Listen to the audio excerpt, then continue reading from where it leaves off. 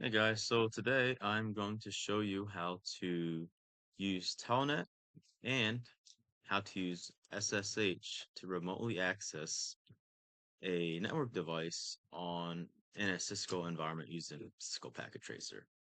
So the device that we're going to connect to is this router here, and we're going to use this switch I have set up in a VLAN setup, and we have this switch as well set up as a layer 3 switch with an IP address on the corresponding interface connecting to the router.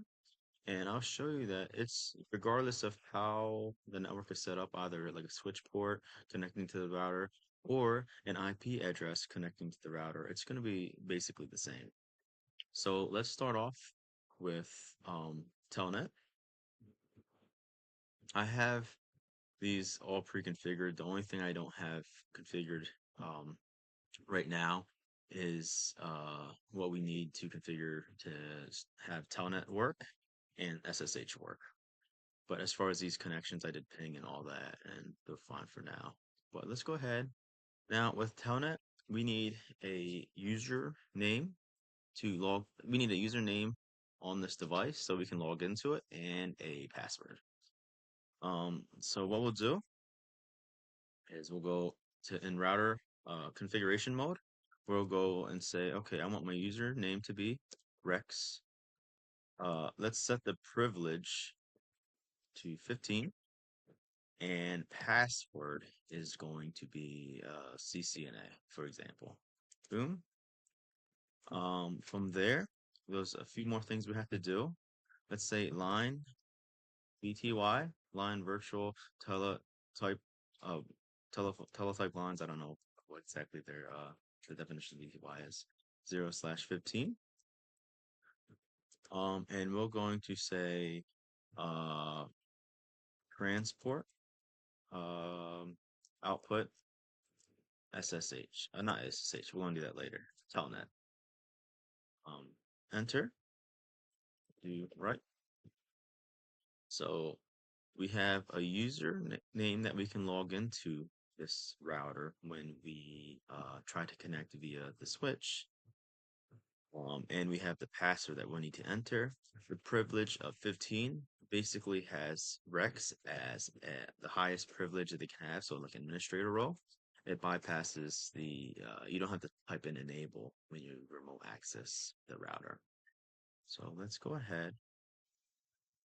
Let's click on this. There's my ping. Exit, exit. So to do an telnet, all we have to do from the switch is exit configuration mode. And from here, we will just type in the IP address of the interface that is connecting our network to the router. So it's going to be this interface here.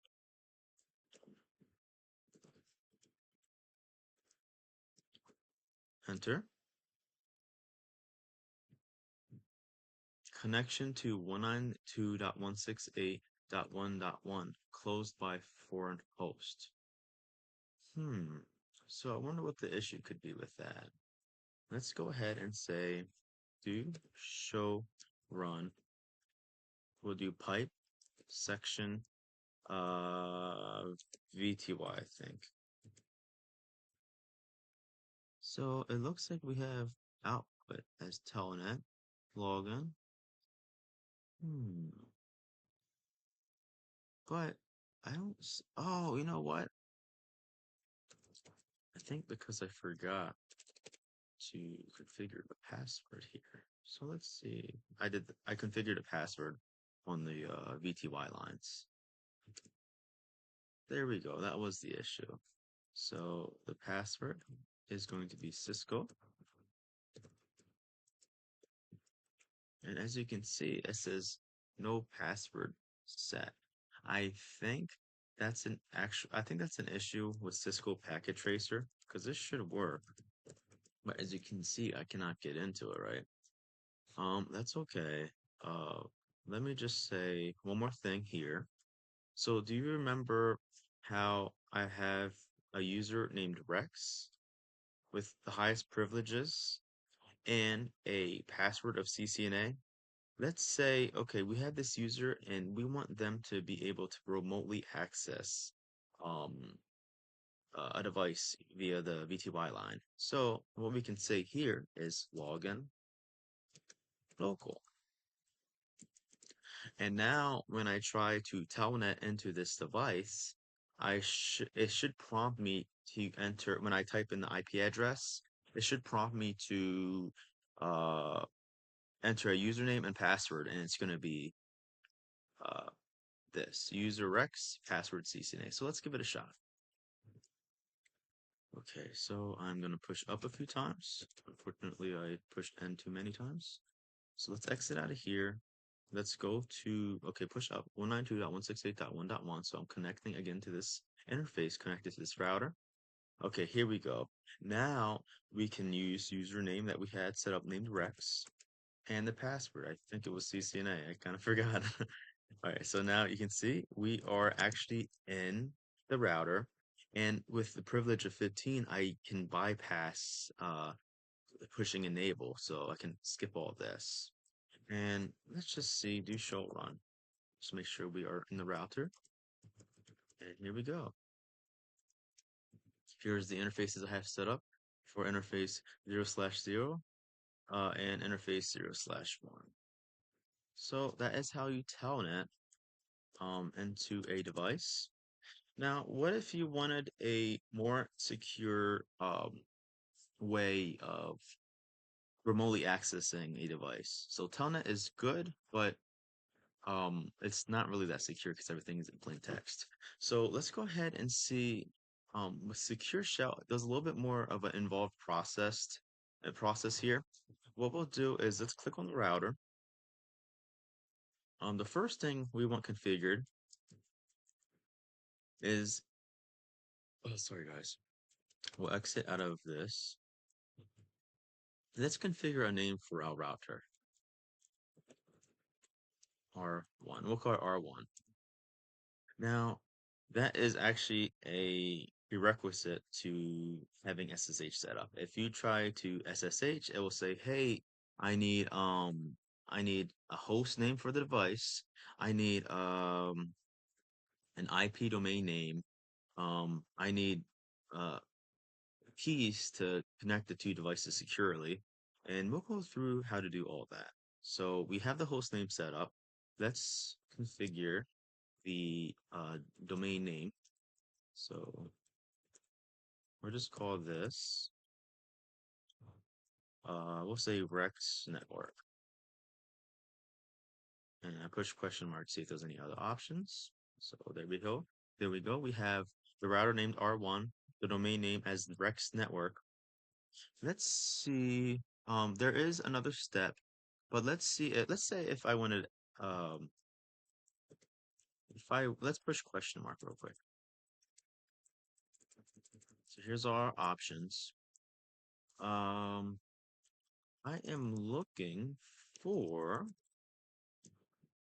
okay, so this option here, we'll push SSH, and we can see here, this is how we would connect, right? We would use the L, so, and this won't work yet just because we still have a few things to do, but I believe if I try to SSH into the device now, it will tell me, hey, you're missing this step, or hey, you're missing, this step. Actually, guys, don't listen to me. I messed up. This is actually, I'm trying to SSH into the device I'm already in, so we're not gonna do that. Okay, never mind. I'm sorry. So what we'll do here is we will say, um, we have to, okay, so we have to establish the secure connection. So crypto key, you don't have to remember this, just every time you generate, every time you find the next part of the command, push question mark. You can see we're making a key, general. We can use tab here, modulus. And with this size of the key modulus, bigger is usually more secure. So let's just say 4096. Boom. You can see generating key has been made for SSH. SSH, you can change SSH's version. So the one we have set up, 1.99, it's going to use version 1 or 2. Version 2 is the preferred method, and you would just go to set SSH options and select version 2. But for the sake of time, we'll just skip that right now. Okay, so we have the key set up. Let's go ahead and see if we can SSH. So let's SSH from the multi-layer switch, layer 3 switch, sorry. Um, so we are going to say, uh, exit out of here, sorry, we need to be in this. Okay, actually SSH, and then if I'm like, I don't know what to push next, I can push question mark. So we see, okay, oh, that's what we need, L. And then we will type in the name of the user, Rex, and then we will type in the IP address of the interface connected to our network portion. So it will be this interface here is this IP address.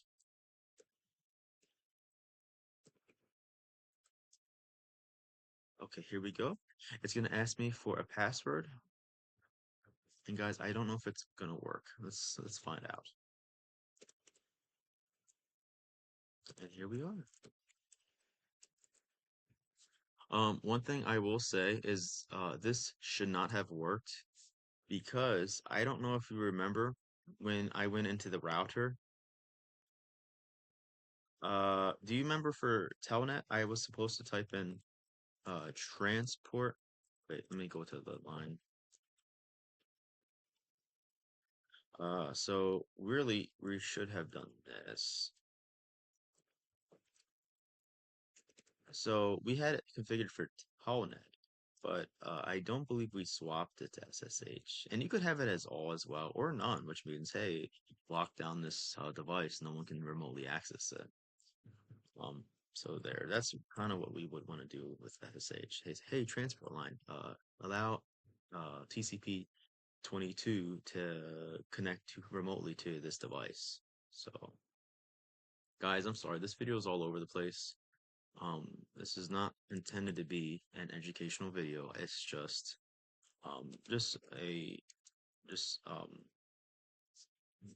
method of how you could remotely connect from a network device or even a computer to a remote device. And this would be useful if, let's say, you're working from home and you're connected to the network, but you don't want to go to the office and put a console cable onto this device. You could just do it from home.